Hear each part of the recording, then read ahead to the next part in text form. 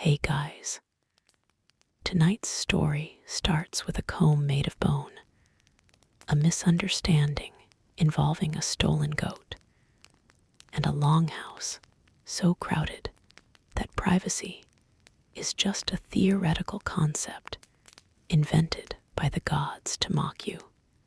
Intimacy here isn't about roses or poetry. It's about lice removal, survival warmth, and trying not to wake up your Uncle Bjorn, who sleeps 3 feet away and snores like a dying walrus. But before we wrap ourselves in furs and pretend the draft isn't freezing our toes off, take a second to gently tap that like button. It's the digital equivalent of offering me a horn of mead, and it really helps this channel survive the algorithmic winter. And please, subscribe. But only if you enjoy these strange, quiet drifts into the past. Drop a comment letting me know where you are. Are you in a warm bed in Ohio? Or listening to the rain in London? It's comforting to know we're all huddled around this digital fire together. Now get comfortable. Pull the blanket up. Ignore the draft. We are going back to the year 900 AD. You are in a fjord in Norway, and you are trying very desperately to figure out if the blacksmith's son is flirting with you, or if he just wants to buy your cow. You wake up to the smell. It's a specific cocktail of wet dog, wood smoke, dried fish, and 30 other people who haven't bathed since Saturday. You are lying on a bench in the Longhouse. It's called a hall, which sounds grand, but really, it's just a very long shed where everyone you know, everyone you're related to, and all their livestock have decided to live simultaneously. It is dark. The only light comes from the embers of the long hearth that runs down the center of the room. The smoke hangs low, stinging your eyes. Above you, in the rafters, chickens are roosting. Occasionally, one of them shifts, and a gentle rain of dust and other things drifts down. You are warm, though. That's the upside. You are sandwiched between a sack of barley and your cousin Astrid, who kicks in her sleep. At your feet, 2 hounds are tangled in a heap. Somewhere in the gloom, a sheep bleats. It sounds remarkably like your grandfather asking for ale. Privacy here is not a thing. You don't have a room. You have a spot. And that spot is public domain. If you want to change your tunic, you do it under a blanket quickly, while making aggressive eye contact with anyone who looks your way to assert dominance. This is your world, a world where being alone means walking 3 miles into the woods and risking being eaten by a bear. So naturally, the idea of romance, of finding a quiet moment to whisper sweet nothings, seems laughable.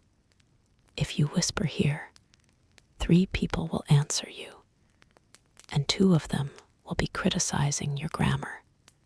Dadding, if you can call it that, starts with hygiene. Contrary to what the monks in England might write about you later, you people are clean. You wash every Saturday.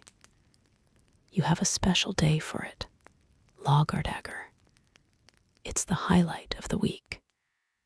It's the only time you can see what people actually look like under the layers of soot and grease. You are sitting by the fire, trying to mend a fishing net when he walks in. Leif, he's the son of the boat builder. He has broad shoulders, a beard that is currently housing only a minimal amount of breakfast crumbs, and eyes the color of the sea before a storm, or maybe just the color of dirty dishwater. It's hard to tell in this lighting. He doesn't say hello. That would be too direct, too emotional. Instead, he stands awkwardly by the doorpost, scratching his elbow, and announces to the room at large. The wind is from the north. Your father grunts. Your uncle grunts. The sheep grunts. This is a riveting conversation. Leif shuffles closer. He pulls something from his belt. It's not a flower. Flowers are useless. You can't eat them, and they die in a day. No, he holds out something valuable, something practical, something that screams, I care about your scalp health. It's a comb, carved from antler. It has intricate little swirls etched into the handle. It probably took him weeks to make. He thrusts it at you with the grace of a man handing over a weapon. For the tangles, he mutters. You take it. This is huge. This is basically an engagement ring, but better, because it removes parasites. In a world where everyone is itchy all the time, a comb is the ultimate love language. It's sturdy, you say, testing a tooth against your thumb. Elk, he replies. Shot it myself. Good elk, you say. Yeah. He stands there, you sit there. The dogs watch you. Your aunt, who is churning butter in the corner, stops churning to listen. The silence stretches, thick and heavy like day-old porridge. This is the peak of Viking flirtation. Two people, a dead elk's antler, and an audience of relatives waiting to see if you'll ruin it. Well, he says, I have to tar a boat. Right, you say. Tar is important. He nods, turns, and walks into the doorframe before correcting course and exiting. You hold the comb to your chest. Your aunt resumes churning, but she's smirking. You have been courted, and you didn't even have to talk about your feelings. Things escalate a week later. You find a rune stick in your shoe. Writing isn't common, but carving simple messages on wood is a popular way to pass notes. You pick it up. It's a piece of driftwood, smoothed down, with jagged runes scratched into it. You squint. Reading runes is tricky, especially when the carver clearly has the handwriting of a troll. I like you pause. Is that eyes? Or cheese? I like your cheese. No, wait, eyes. Definitely eyes. I like your eyes. Meet me by the... Here, the wood is chipped. Meet him by the what? The rock, the dock, the flock. This is dangerous. Meeting someone in secret is a high-risk activity. If you are caught, it's not just embarrassing, it's a legal issue. A woman's honor is the property of her family. If Leif dishonors you, a vague term that encompasses everything from holding hands to actual scandals, your brothers might have to challenge him to a holmgang, a duel. You do not want a duel. Duels are messy, and Leif is the only one who knows how to fix the roof. You decide it says dock. You wait until dusk. The sun dips below the fjord, painting the snow in shades of violet and bruise blue. You tell your mother you are going to check the dried fish.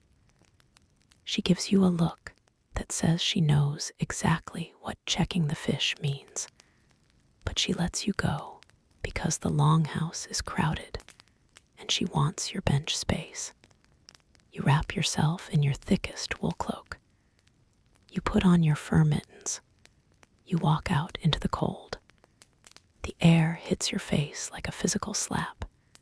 It is freezing. Your nose hairs freeze instantly. This is the reality of Viking romance. It is mostly just trying to keep your blood liquid while waiting for someone. You reach the dock. The waves slap against the wood. It's empty. You wait. You shiver. You wonder if the rune said rock after all. There are a lot of rocks. Then a shadow moves. Leif steps out from behind a stack of barrels. He looks frozen.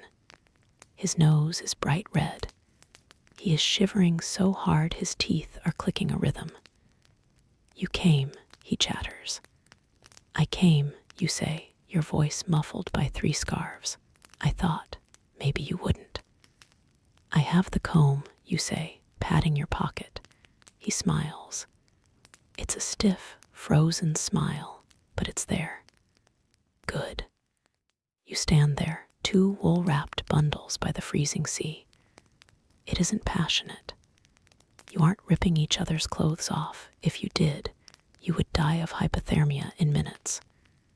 You are just standing, existing together.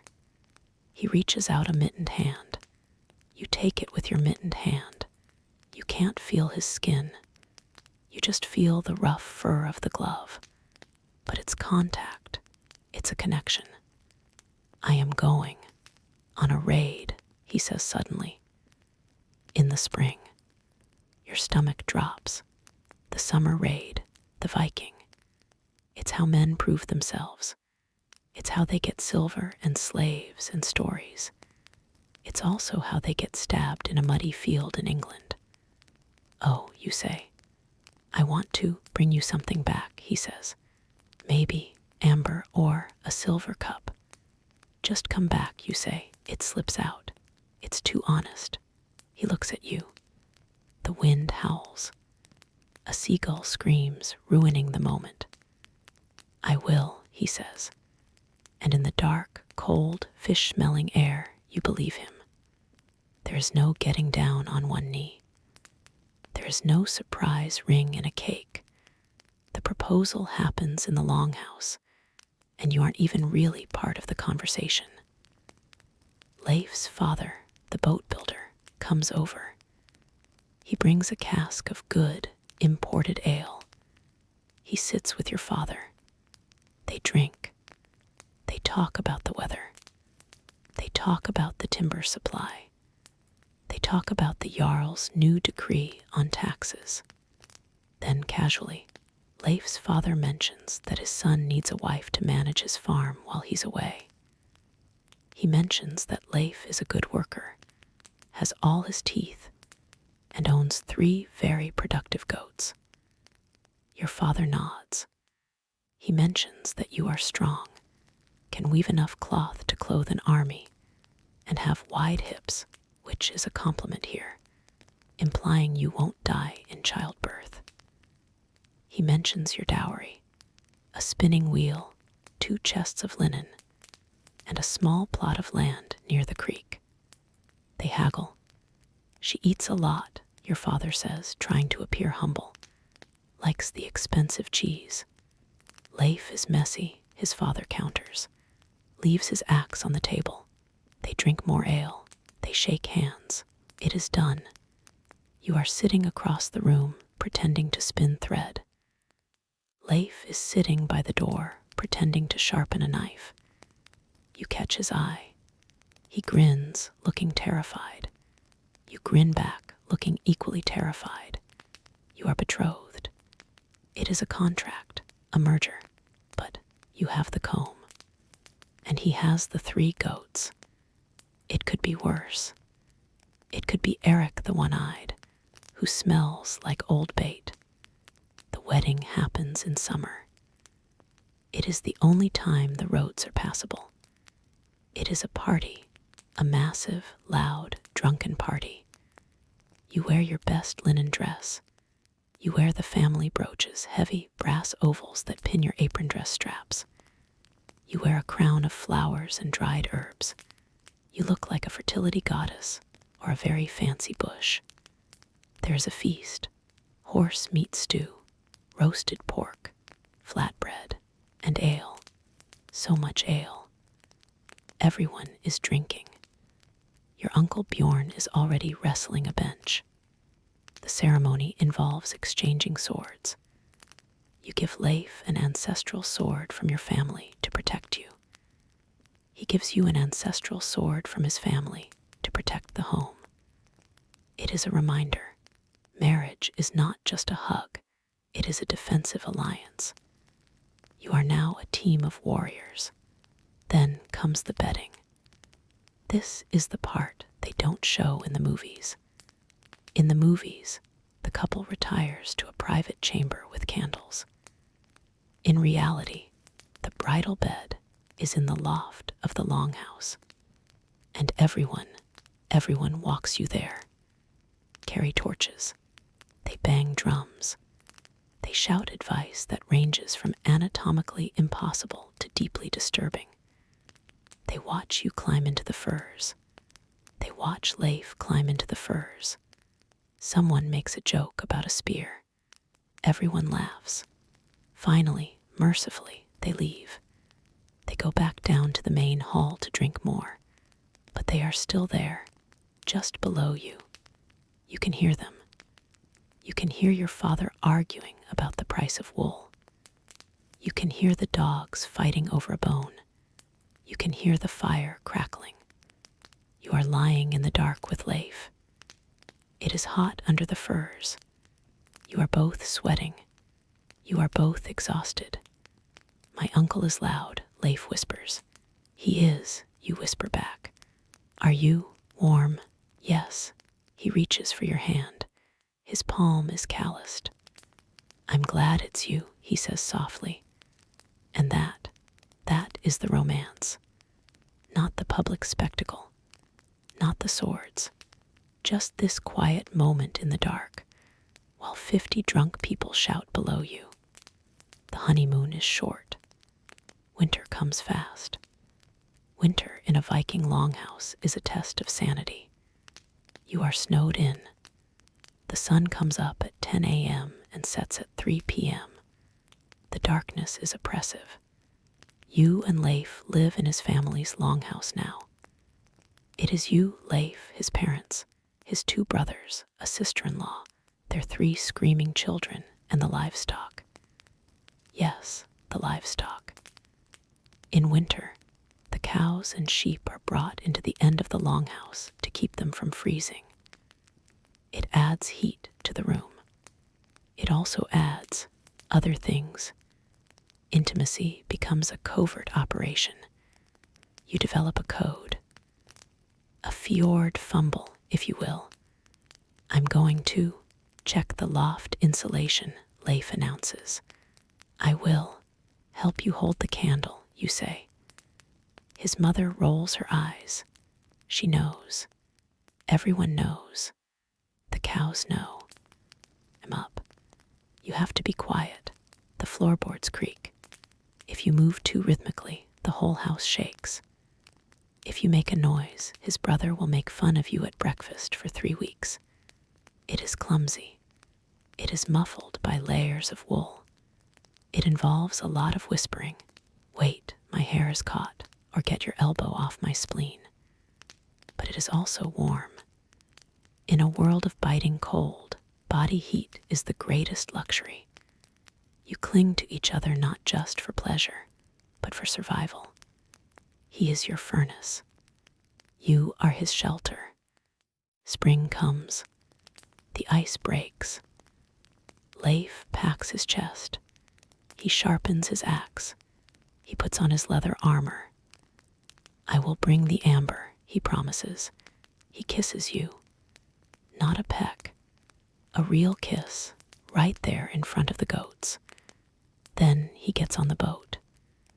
You watch the striped sail disappear down the fjord. Now you are in charge. This is the thing about Viking women. You aren't sitting in a tower waiting. You are the boss. You carry the keys at your belt, the symbol of authority. You manage the farm. You tell the thralls what to do. You trade with the merchants. If a wolf attacks the sheep, you kill the wolf. You worry, of course. You worry about storms. You worry about Saxon spears. You worry that he will find a prettier wife in England, though you doubt she can make cheese as good as yours. But you work, you spin, you weave, you wait. Months pass. One day a horn blows. The ships are back. You run to the dock. You scan the faces. Your heart hammers against your ribs like a trapped bird. You see Bjorn, you see Eric. Then you see him. He looks different, thinner. He has a new scar on his cheek. His beard is wilder. He steps off the boat. He sees you. He drops a heavy sack on the ground. I found the amber, he says. He holds out a necklace. Chunky, orange stones that catch the sunlight. It is beautiful. It is useless. But he remembered. You don't hug him immediately. You are a Viking. You have dignity. You look terrible, you say. You need a bath. I missed you too, he grins. Years pass. The Longhouse gets louder. You have children, little Vikings. They are born in the straw, with the midwife chanting runes. They are tough. They have to be. They run around with wooden swords, hitting the dogs, hitting the chickens, hitting each other. Thorstein, stop hitting your sister with the ladle, you scream. She started it. She said I look like a goblin. You do look like a goblin. Now eat your porridge. There's no quiet, ever. You sleep with a baby on your chest, a toddler at your back, and Leif snoring on the side. The bed is a battlefield of limbs. You are tired. Your back aches from the loom. Your hands are rough from the cold. One night, Leif is sitting by the fire, carving a toy horse for Thorstein. He looks at you. You are mending a tunic, squinting in the dim light. Your hair, he says. It's gray, you snap. I know. It's silver, he corrects. Like the moon. You look at him. He is bald now. His stomach is softer. He groans when he stands up. You're an old fool, you say. But you smile. He reaches over and squeezes your knee. It's not the fiery touch of the boy by the dock. It's the steady, heavy hand of a man who has stood beside you through famine, through snowstorms, through the death of parents and the birth of children. It is a touch that says, we survived. This is the truth of it. Dadding for Vikings wasn't about dinner and a movie. It wasn't about finding a soulmate who completed you. It was about finding someone who could row the other side of the boat. It was about finding someone who wouldn't let the fire go out when the blizzard hit. Someone who would stand back to back with you when the world tried to crush you. You look around the Longhouse. It is smoky. It smells. The dogs are farting. The children are arguing, but it is warm. And as you blow out the tallow candle and curl up under the furs next to your snoring, scarred, bald husband, you realize that the poet was wrong. Love isn't a burning fire. Fire burns out. Love is a rock. A heavy, mossy, stubborn rock that sits in the middle of the stream and refuses to move, no matter how hard the water pushes. Move over, you mutter, kicking Leif's shin. You're hogging the heat. He grunts, shifts an inch, and throws a heavy arm over you. Warm enough, he mumbles in his sleep. Yes, you whisper. Warm enough. And in the dark, cold north, that is everything. The sound of the fire fades out. A final, gentle wind blows.